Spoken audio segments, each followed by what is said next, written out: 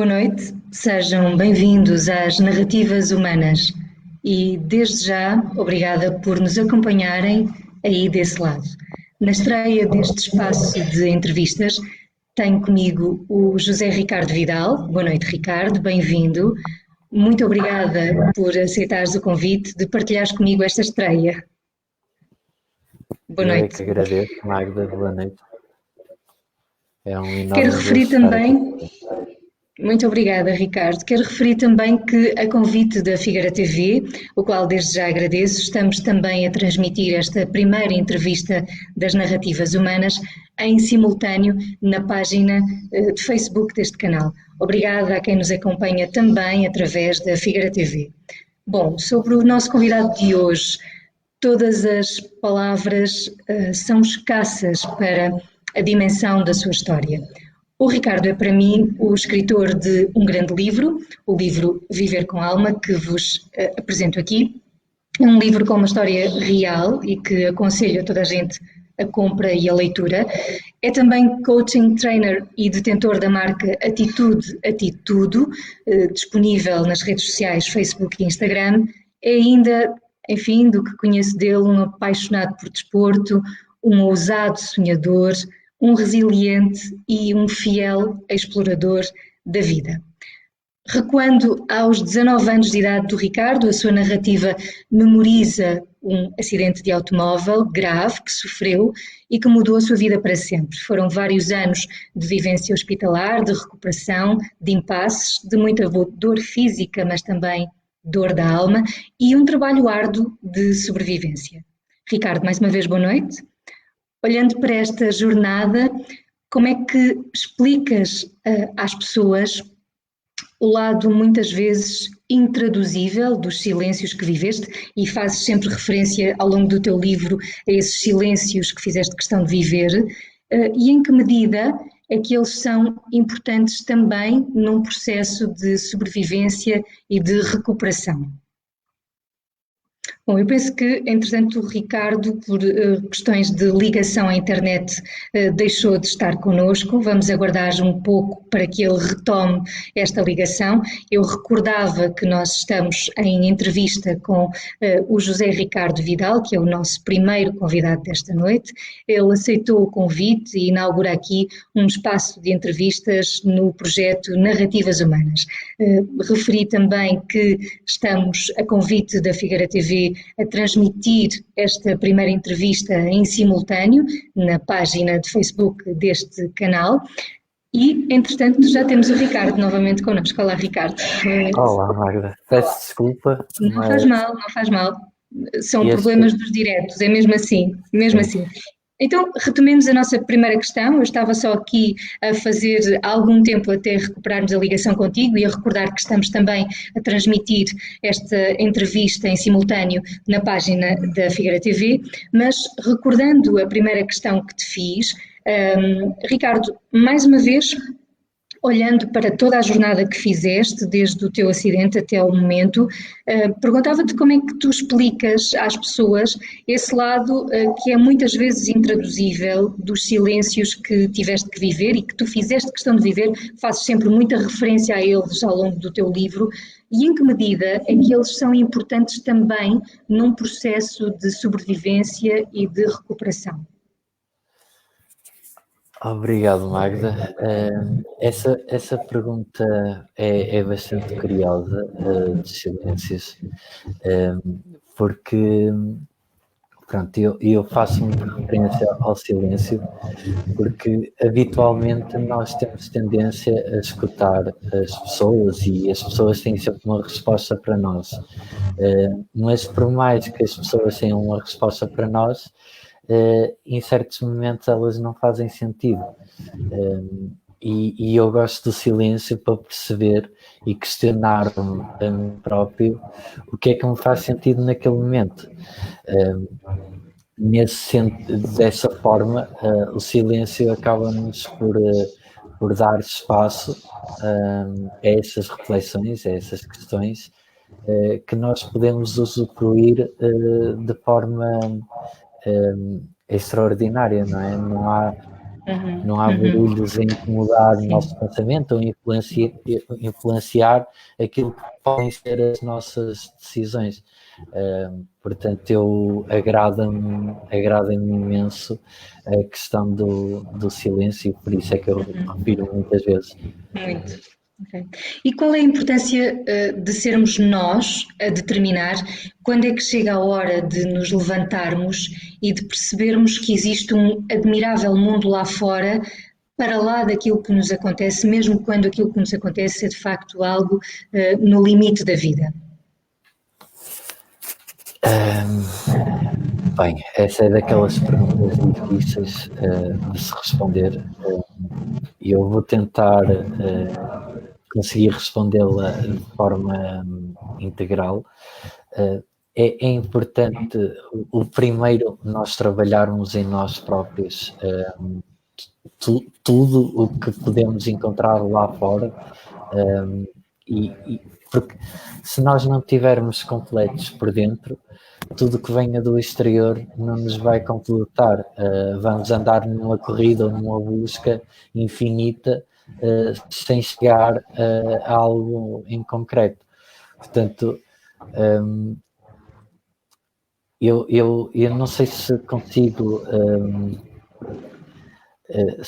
encontrar a palavra, determinar um momento, porque isto são vários momentos. A construção é algo muito lenta, ou poderá ser lenta, e o limite é quando nós somos capazes de desligarmos de tudo o que é possível e tudo o que é impossível e imaginável, e encontramos-nos com o verdadeiro ser, uma essência que está para além daquilo que nós somos, para além de tudo que nos rodeia. E quando nós chegamos a esse limite de que como é que eu posso encontrar uma palavra para definir? Quando já não existe nada, tudo o que vem é muito.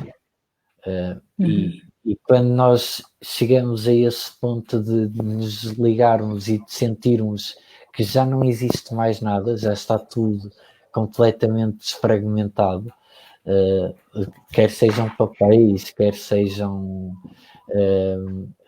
emoções, nós irmos a um nível profundo de aqui já não há mais nada, e só encontramos aquele tal silêncio que eu falo muitas das vezes, nós começamos a olhar para as coisas com outro brilho, e tudo o que vem nós conseguimos ver um brilho especial, e é isso que nos faz, na minha perspectiva, avançar de forma grata àquilo que a vida nos vai dando.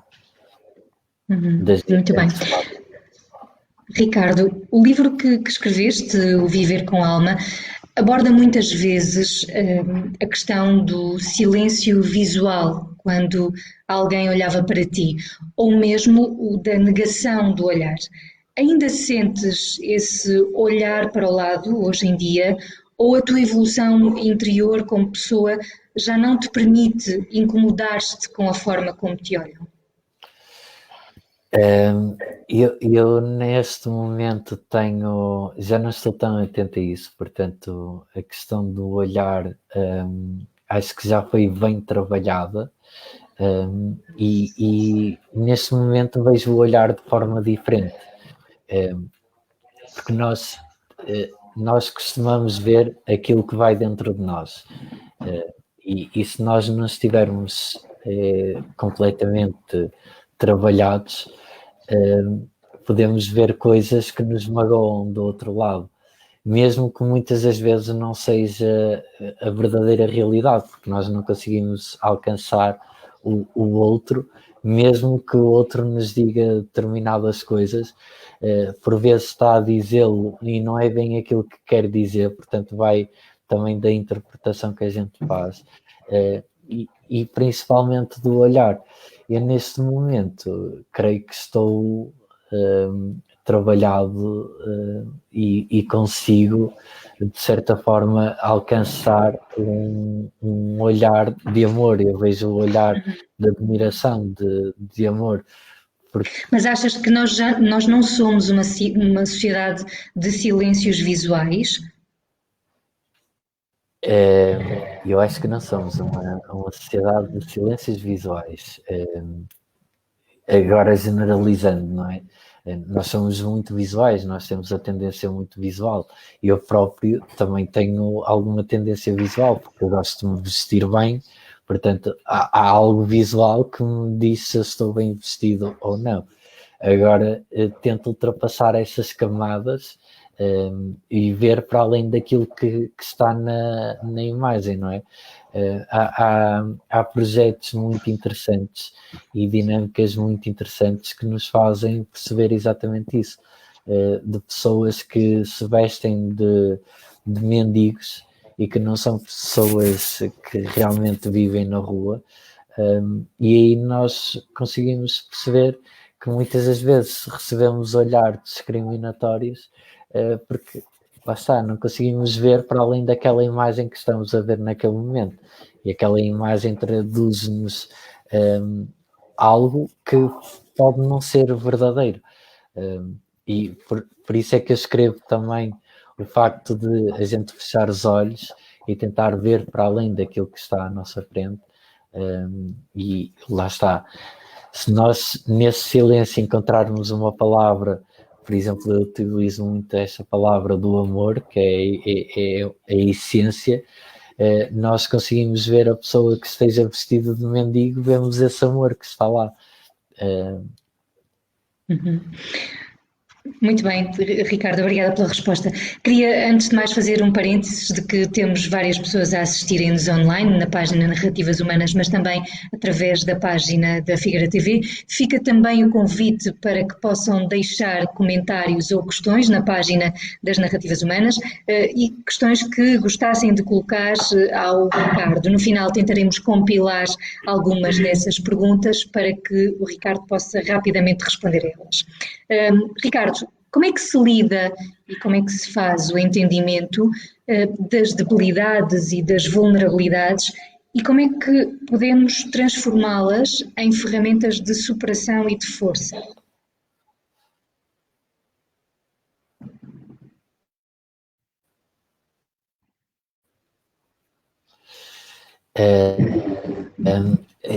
E eu costumo falar muito, que me dizem também muitas das vezes que há algo que eu transmito às pessoas, que é a resiliência, e a resiliência só é conseguida se nós formos capazes de lidar com a vulnerabilidade. E nós todos somos vulneráveis. E vivemos nesse momento uma situação que nos faz todos ser vulneráveis, algo invisível, e nós temos a capacidade de conseguir superar as coisas. Há um provérbio muito interessante que diz que a necessidade aguça o engenho. E nós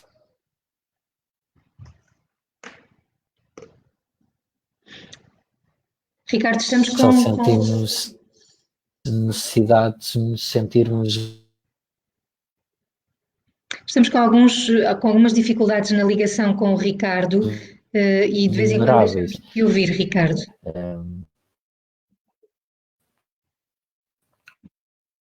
Portanto, Ricardo, dizia que estamos com algumas dificuldades na ligação online contigo, de vez em quando deixamos de te ouvir e não foi muito perceptível a tua resposta. Acho que é a vulnerabilidade.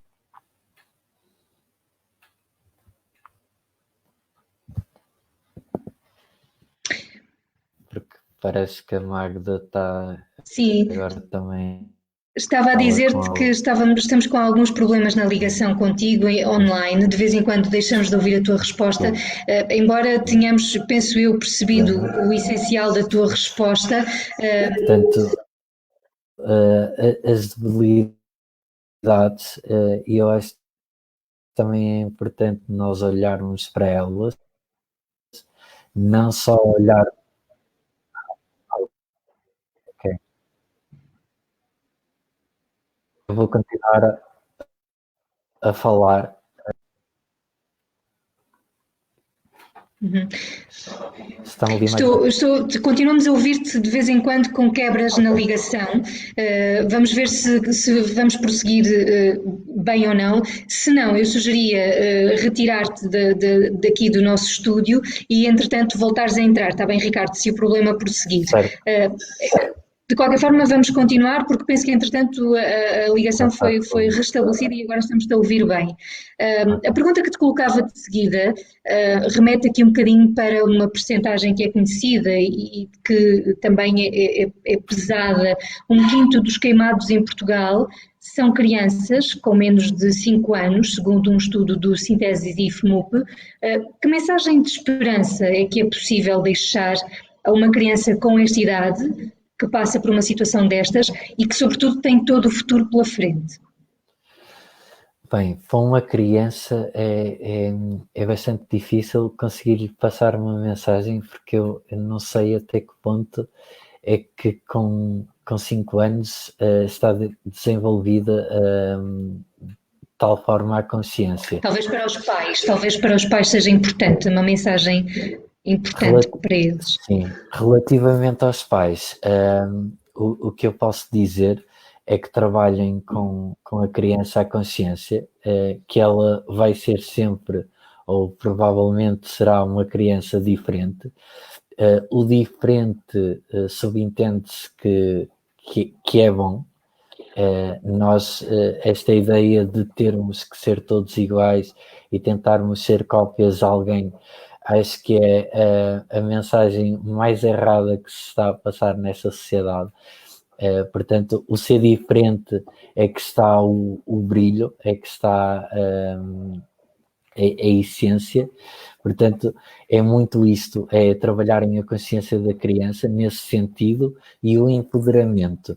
Aquilo que ela vai ser capaz de fazer ou aquilo que ela não poderá conseguir fazer, obviamente que ela, como eu já tinha dito há pouco, aquele provérbio das necessidades aguçam o engenho, ela própria vai encontrar formas de fazer as coisas de forma diferente.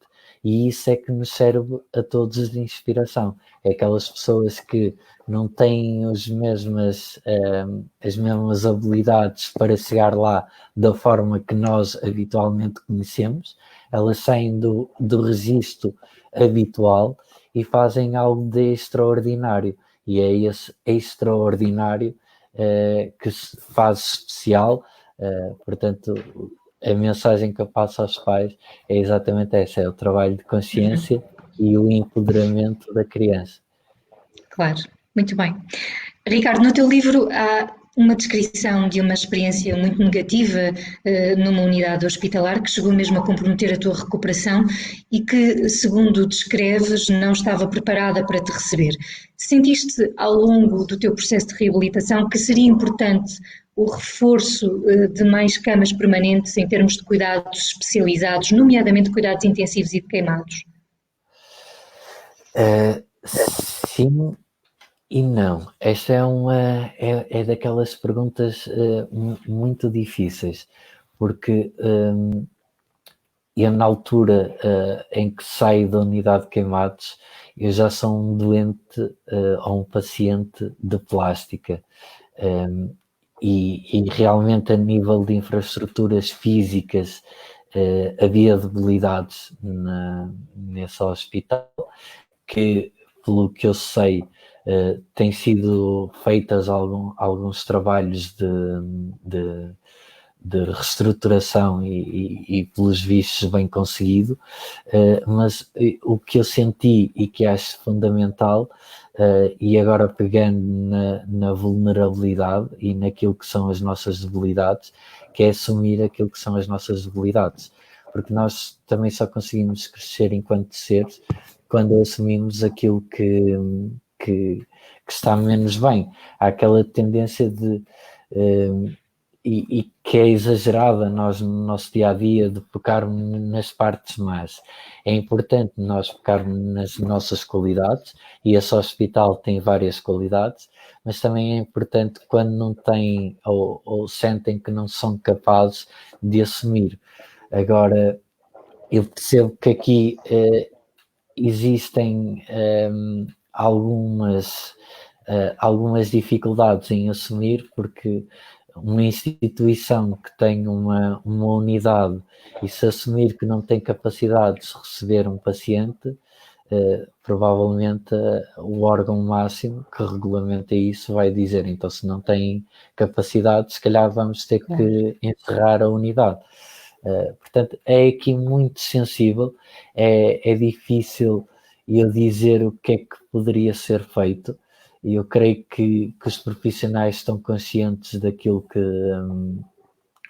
que esteve mal, e nesse sentido, tendo consciência, acho que há um trabalho que deve ser feito daqui para a frente para que não volte a acontecer com nenhuma outra pessoa, em nenhuma circunstância, uma situação dessas de regredir a recuperação e de comprometer a sobrevivência. Claro, esse retrocesso não é de todo aquilo que se pretende num processo de recuperação. Mais uma vez o nosso obrigada a todas as pessoas que nos estão a acompanhar. Já temos vários comentários, mas deixamos mais uma vez o convite para que possam deixar também questões que gostassem de colocar ao Ricardo. No final tentaremos compilar algumas dessas perguntas para que o Ricardo possa responder. Ricardo, uma das tuas paixões é o desporto. Depois de 2 épocas desportivas a desempenhar as funções de supervisor e de coordenador técnico, nomeadamente no Clube União Desportiva Leverense, que mensagens é que identificas como essenciais na formação desportiva dos mais jovens, sobretudo num desporto como o futebol? Eu vou definir só uma palavra, porque acho que é essencial, que é o respeito. E a falta de respeito neste momento está a ser transportada, vemos na América que começa a questão do racismo a ser levantada novamente e importante, porque lá está, eu acho que há um valor que está a ser descurado, que é o respeito. Entra-se na comédia ou generaliza-se aquilo que é o stand-up comedy ou a comédia, e isso pode ter impactos incalculáveis nos seres. E o respeito é algo que muitas das vezes com a competição é colocado de lado. E eu acredito que se não houver respeito, e eu costumo dizer aos meus atletas, se nós não respeitarmos o árbitro, se não respeitarmos os outros jogadores, isso, ao não respeitar, é como se os retirássemos do jogo. E a verdade é que se retirarmos o árbitro e retirarmos a outra equipa do jogo, nós não temos jogo, porque o jogo é feito com o outro. Portanto, nós temos que o respeitar, porque hoje somos adversários ou competimos em equipas diferentes, e amanhã podemos estar a competir todos juntos na mesma equipa. Portanto, é importante. Sentiste-te sempre integrado, Ricardo, no desporto? Sim, tendencialmente sim. Houve alguns momentos que senti algumas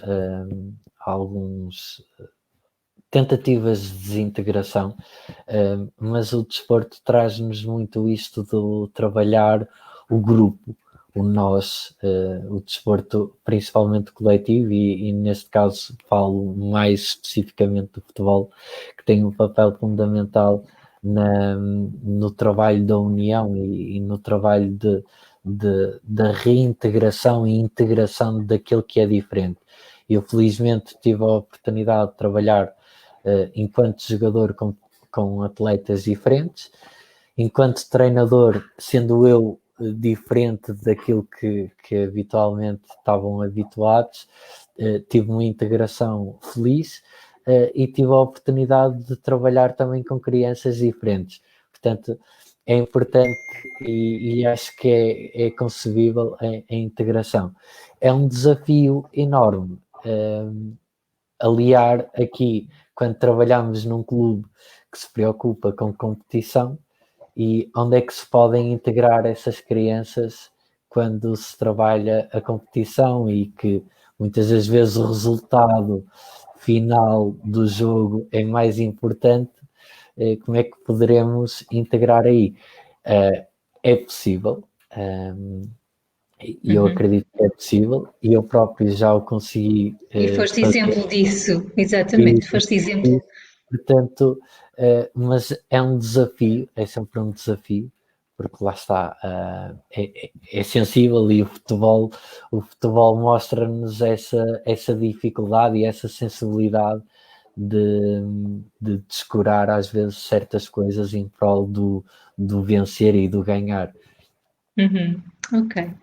Mudemos agora um bocadinho de temática e debrucemos sobre o momento que vivemos, provocado pela Covid-19, e sobre isso eu propunha-te uma pequena reflexão.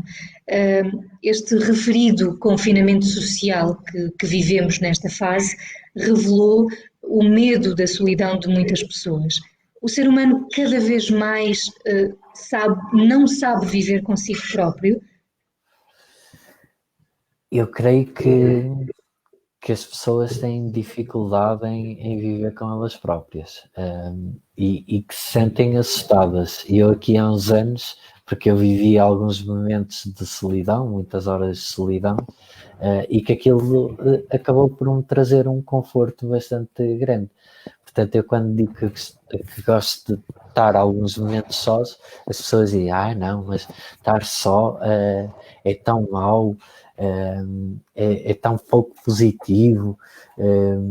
O bom é estar com outras pessoas. Obviamente que estar com outras pessoas é bom, mas é bom se nós soubermos estar também connosco próprios, sozinhos, viver essa solidão. E as redes sociais trazem-nos, da forma como elas estão construídas, trazem-nos a necessidade de termos bastantes seguidores. Portanto, temos aquela necessidade de sentir que há muita gente à nossa volta, nós queremos partilhar todos os nossos momentos para sentir que as pessoas estão presentes connosco, e a realidade é que muitas das vezes nós estamos na presença das pessoas e não desfrutamos da presença delas. Vê-se muitas das vezes, antes desses confinamentos, em restaurantes, que as pessoas estão a conversar e depois desligam porque têm que estar a responder ao telemóvel, e quer dizer, estão perante uma pessoa, perante um ser humano, e parece que não chega, têm que estar interligados com outras pessoas. E foi um Portanto, desafio. o confinamento social já existia. Já existia o distanciamento social, não é? Porque fala-se agora de distanciamento, e isso já existia. Hoje vivemos mais o distanciamento corporal, não podemos estar tão próximos. Agora, felizmente, já se começa a poder estar um bocadinho mais próximo, mas já havia o distanciamento corporal. E é verdade que as pessoas tiveram alguma dificuldade em estarem sós. Tiveram a necessidade de tentar encontrar formas de se ligarem. Depois as plataformas, como hoje já vivemos aqui alguns desafios, que é a internet sobrecarregada, e que vai abaixo e que não nos permite estar ligados, e aquilo causa-nos algum desconforto, mas eu não vejo o medo como uma coisa má. Ao Muito bem. contrário, ao contrário daquilo que habitualmente as pessoas fazem, tipo, porque é que estás a ter medo? Tu não tens que ter medo, mas é uma resposta que o nosso corpo nos dá a algo que está a acontecer, que não é habitual, ou que nos causa algum desconforto. Mas se nós tivermos a capacidade de olhar para esse medo como algo, se eu estou a sentir medo, porquê que eu estou a sentir medo? O que é que se está a passar para eu estar a sentir esse medo? Faz sentido ou não e eu parar e não fazer o que estava a fazer? Ou será que é de eu estar a enfrentar o desconhecido que me está a provocar esse medo? E esse desconhecido é mau ou é bom? Portanto, é importante nós refletirmos sobre todas as emoções que vamos sentindo ao longo da vida, porque obviamente nós vamos sentindo medo.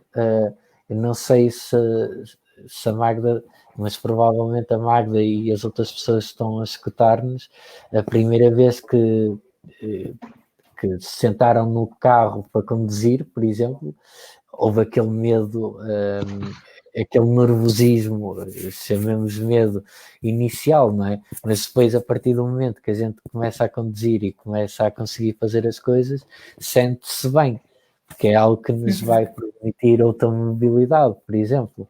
Portanto, o medo nem sempre é uma coisa má, não tem de ser uma coisa má, é uma resposta do nosso corpo, e quando nós temos a capacidade de olhar para as coisas e tentar perceber o porquê das coisas, tudo torna-se mais simples.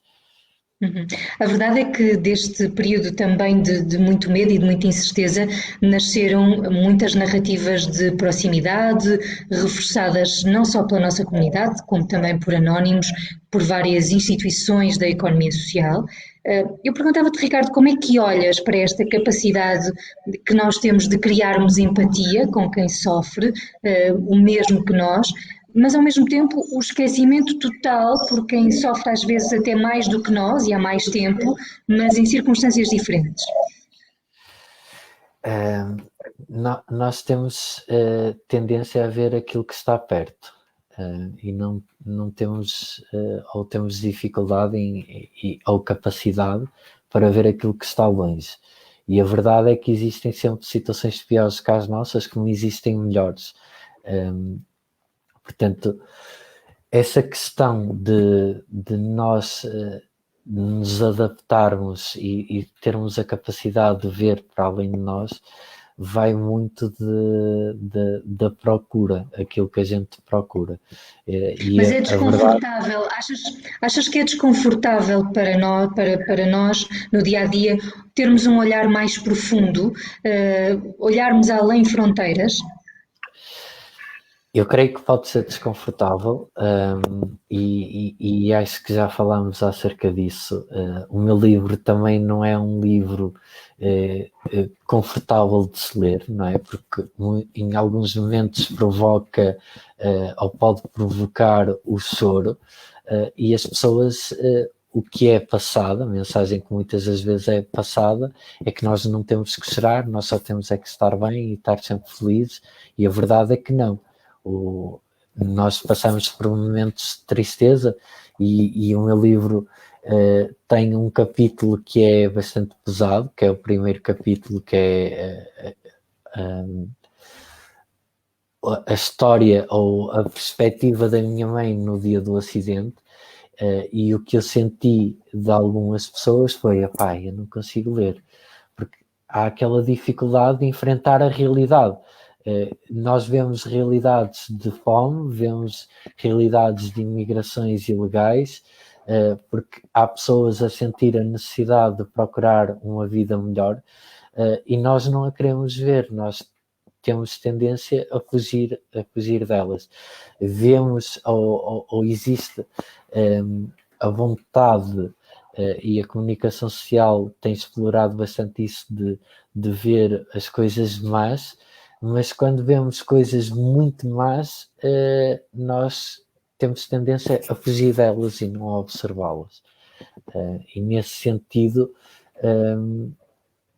acho que pode ser perigoso nós desligarmos-nos ou fazermos a desumanização, que é nós olharmos muito para nós e eu estou bem, aquilo passa, mas não é aqui tão ao pé de mim, não é tão perto de mim, portanto não preciso de me focar naquilo.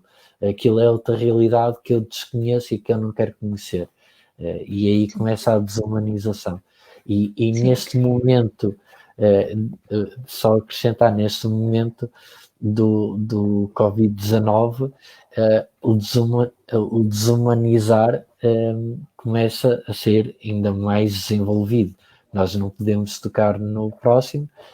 Eu vejo algumas pessoas que estão em teletrabalho, como eu estou em teletrabalho, e se nos encontrarmos, as pessoas dizem, mas não podemos nos abraçar, porque é o que está definido pela DGS ou pela OMS.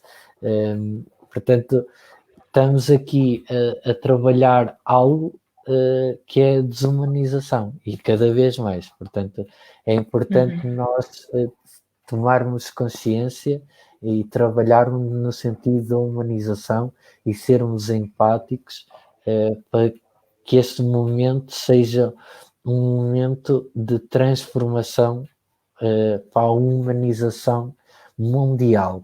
Não pode ser só local. E eu acrescentaria que é clara a urgência de compreendermos esta nossa afinidade com os problemas dos nossos semelhantes e este alinhamento com as outras geografias e com as outras realidades, portanto, de olharmos para dentro das nossas fronteiras apenas para o que é conveniente. É urgente, de facto, aprendermos a humanizar também o nosso olhar. Acreditas por isso que este tempo de confinamento que agora estamos a deixar permitirá virar o nosso centro de atenções para os outros? Haverá mais interligações genuínas daqui para a frente? Ou temos uma solidariedade oca que estará presa por fios e que rapidamente vamos esquecer? Essa é daquelas perguntas difíceis, porque nós temos tendência a esquecer rapidamente das coisas. E eu acredito que as coisas vão acontecer e que vai haver, ou começa aqui um processo de mudança, mas que será também ele um pouco lento, porque há muita gente que se esqueceu rapidamente e está preocupada só em aproveitar a vida, desligada ou completamente desconectada do próximo. Ou está conectada só com aquelas que estão mesmo ao lado e não com pessoas um pouco mais afastadas, com outras realidades.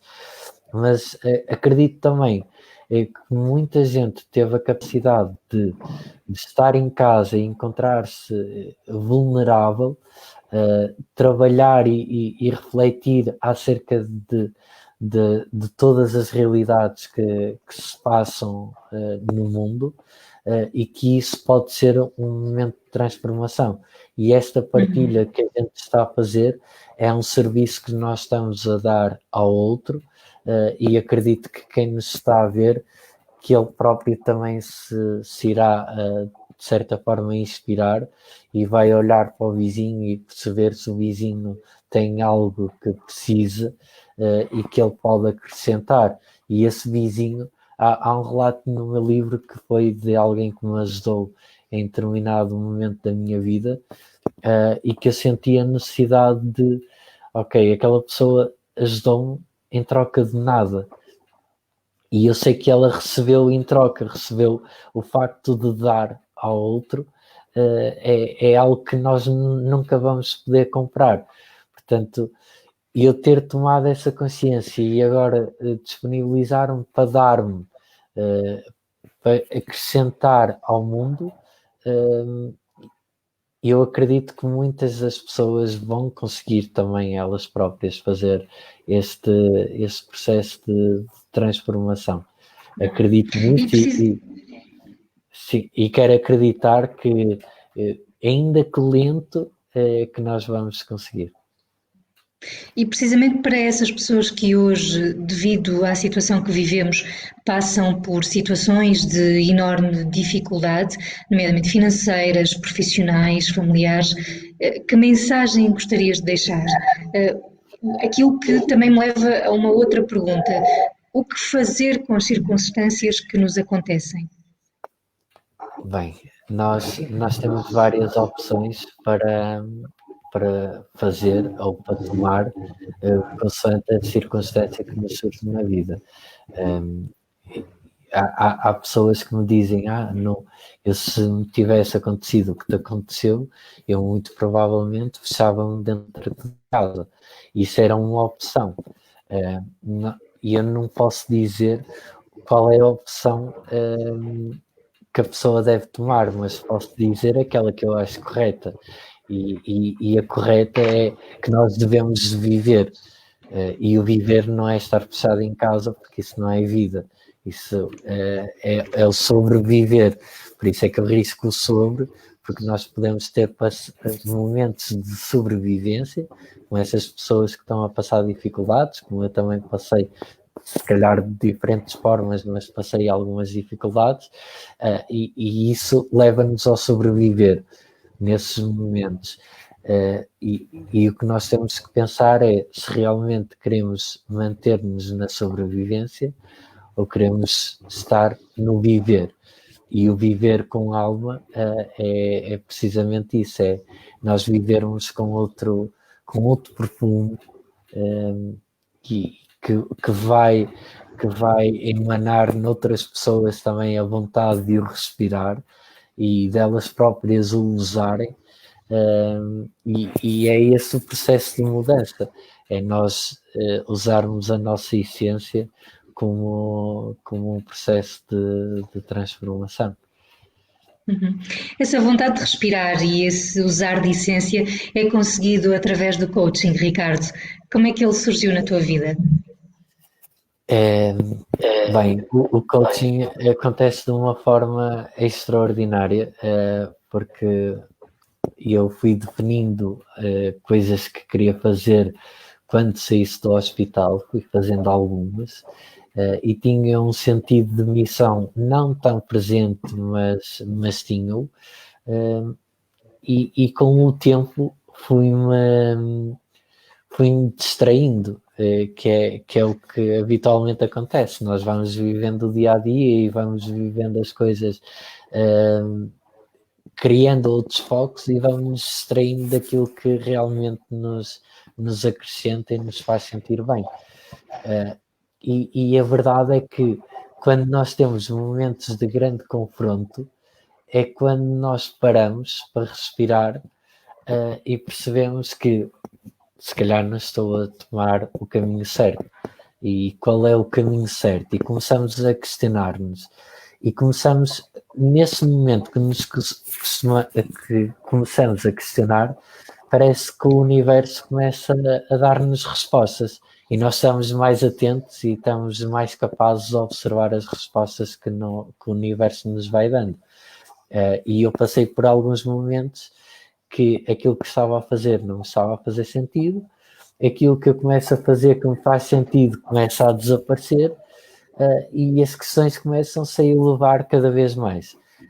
E eu encontro com alguém que me falou do coaching, e eu curiosamente tinha um livro de coaching em casa que na altura tinha comprado online sem o ter lido, sem conhecer nada, só a palavra coaching eu levei para o mundo do futebol, porque achava que aquilo estava interligado com o futebol, e quando li um bocadinho do livro percebi que aquilo nada tinha a ver com o futebol. Então fechei e guardei numa gaveta. E quando me fala novamente do coaching, eu parei e disse, bem, mas coaching, eu acho que tem um livro sobre isso. E comecei a lê-lo, só consegui parar quando ele terminou, e aquilo aquele livro falava muito de estratégias e ferramentas que eu tinha usado no processo de superação daquilo que foi o dia do acidente até o dia em que saí. Fui fazendo, ou seja, em cada momento que eu lia o livro, conseguia encontrar um fio de ligação com a minha história. E dizia, bem, mas o coaching então está muito presente na minha vida, e eu quero perceber e quero entender melhor esta arte que é o coaching. E fui na esperança de encontrar mais respostas para poder também eu facilitar aos outros o encontro dessas mesmas respostas. E o que é certo é que consegui ganhar alguma clareza, consegui escrever o livro de uma forma mais que mais me identificasse, porque a verdade é que eu andava a escrever há algum tempo e de certa forma acabava por omitir coisas que eu achava que não eram tão positivas, aquelas partes que provocam ou que transmitem alguma dor, que foi algo que eu vivi, eu tentava omitir, e a verdade é que eu a ler ou a reler aquilo que eu tinha escrito, eu dizia, mas isto está vazio, porque havia ali uma falta de verdade. Por isso o coaching traz muito isto, a verdade daquilo que é a nossa história, que nós não a podemos negar, que está registada, mas que nós, tomando consciência daquilo que nós verdadeiramente somos, daquilo que realmente nós queremos fazer daqui para a frente, as coisas dão-se de uma forma extraordinária. Muito bem. E sobre a verdade do teu futuro, que projetos tens planeados, assim, a curto prazo? Bem, a curto prazo, eu tenho estado um bocadinho de olhos vendados e a escutar tudo o que se passa à minha volta, porque eu acredito que este momento está-se a passar coisas e eu estou a ouvir coisas que nem toda a gente está atento para elas, portanto tenho desenvolvido alguns novos projetos e até de escrita também. E um projeto também que posso partilhar é o regresso aos estudos. Muito bem. Que o regresso aos estudos tem a ver com desenvolvimento pessoal, tem a ver com algo que eu sinto que quero acrescentar na minha vida e que poderá também ser algo que, ao acrescentar-me a mim, vai facilitar no acréscimo também ao próximo. E este sentido de serviço que eu hoje tenho, de aquilo que eu faço, que seja para me acrescentar a mim e que seja também para poder devolver ao próximo, àquele que esteja já desperto a recebê-lo. Aquele que não estiver desperto, um dia há de lá chegar e a gente estará aqui para facilitar o novo despertar. Com certeza que sim. Olha, Ricardo, uma última pergunta. Hoje, passados todos estes anos depois do teu acidente, o que é que significa para ti viver com alma? Essa é uma boa pergunta, viver com alma. O que é que significa viver com alma? Viver com alma é muito para além daquilo que a gente consegue descrever. Eu tenho dificuldade em descrever o que é o viver com alma. Para mim, o viver com alma é aquele viver com sentido de que eu hoje posso ter tudo, amanhã posso não ter nada, eu hoje posso representar 1500 papéis, amanhã posso não representar papel nenhum e não ser ninguém para a sociedade, e mesmo assim eu viver com a mesma realidade, que é aquela realidade que me assiste, que é a tal alma. Acho que essa poderá ser uma definição do que é viver com alma. Viver com alma não subentende o reconhecimento do próximo. A admiração do próximo é importante e acrescenta-nos, mas não vai ser isso que me vai fazer mover nem um olhar de crítica, nem um olhar de elogio. Portanto, o viver com alma é nós vivermos confortáveis na nossa essência. É muito isso. Muito bem. E para sabermos um bocadinho mais sobre o que é viver com alma, eu sugiro a leitura do livro Viver com Alma, de autoria do José Ricardo Vidal, e que está disponível em vários locais para aquisição, mas quem tiver interesse poderá contactar o Ricardo também através das suas redes sociais e ele naturalmente poderá, melhor do que eu, explicar quais são os pontos de venda, onde é que se podem encontrar este livro, ou formas também de ter acesso a ele, de encaminhar via encomendas online, correto, Ricardo? Sim.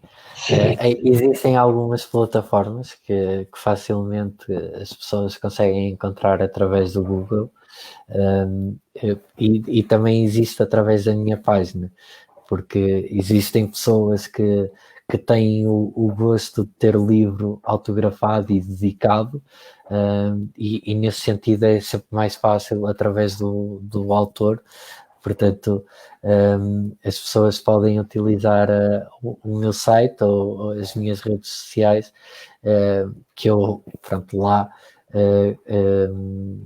posso dizer às pessoas como procederem para adquirir autografado. Se não quiserem autografado, podem através do Google, mesmo das FNACs, Coolbooks, a Partida Editora, a UC, que também pertence à Partida Editora, e conseguem lá encontrar o livro. Muito bem. Bom, estamos no final desta conversa. Várias pessoas nos acompanharam online. Foram também muitos os comentários deixados, grande parte deles, ou maioritariamente deles, dirigidos a ti, Ricardo. Com certeza que o Ricardo terá naturalmente a oportunidade de mais tarde ler todas as vossas mensagens. E foi assim a primeira transmissão em direto das conversas com os convidados especiais das Narrativas Humanas. Obrigada a todos os que nos acompanharam nesta noite. Obrigada também à Figueira TV pela transmissão em simultâneo. E a ti, Ricardo, uma obrigada enorme por partilhares comigo esta estreia.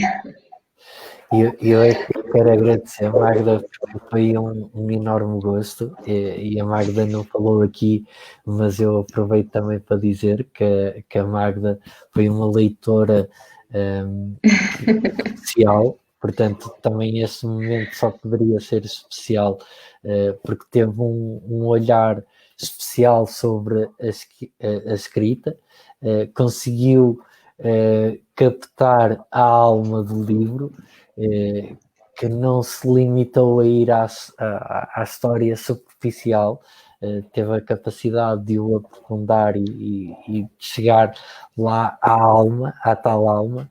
Portanto, para mim é um enorme gosto, mesmo do fundo do coração, estar presente e ser o primeiro convidado destas narrativas humanas, e que trará certamente novos convidados especiais, porque a Magda também é especial, fará com que o momento seja todo ele especial. Portanto, Obrigada, muito Ricardo. obrigado, e obrigado também ao Figueira TV por dar um pouco mais de visibilidade a este momento. Muito obrigada, Ricardo. Eu agradeço essas palavras muito generosas. Espero continuar a ter-te connosco em próximas oportunidades e que continues a acompanhar o projeto Narrativas Humanas. Esta foi uma conversa para lá do corpo e da pele, para lá do título, como o Ricardo diz no seu livro, que espero que tenham gostado. Sigam a página das Narrativas Humanas no Facebook e Instagram e conheçam mais histórias com vida e também os próximos convidados. São as narrativas para lá de nós, porque todas as pessoas atravessam histórias. Obrigada, boa noite.